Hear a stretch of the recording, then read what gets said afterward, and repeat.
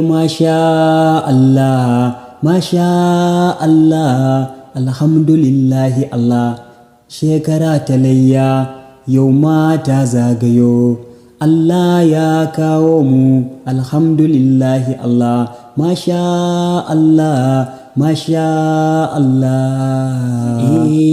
Alhamdulillahi Allah mu ne maka godiya, da ka kawo mu wannan shekara ta layya, Masha Allah. Alhamdulillahi Allah mu ne maka godiya, da ka kawo mu wannan Masha Allah, Masha Allah, alhamdulillah. A yau take layya, yau Lahadi karfe 7:28. Ana shirye-shirye ga dabbobi nan kafin a yanka su. Bayan an je idi an sako. Masha Allah, Masha Allah. To ga kuma raguna su ma a kwakwance kafin Allah ya sa a je idi a dawo su ma kuma a yi aikinsu. To Allah ya nuna mana, Allah ya samu dace.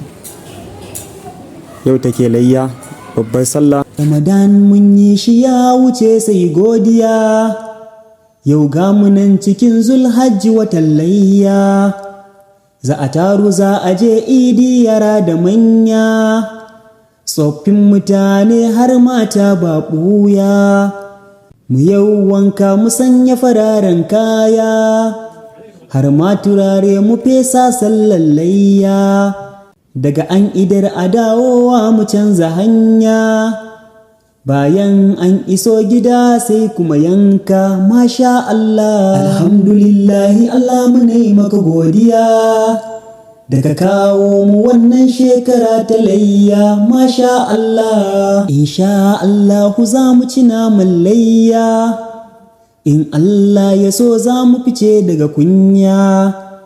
Allah ka tsare mu jin kunya ta duniya, da ma kunya ta lahira mai gaskiya, mu kasance ba mu ba jama'a in fariya, domin fariya shirme ne hayaniya.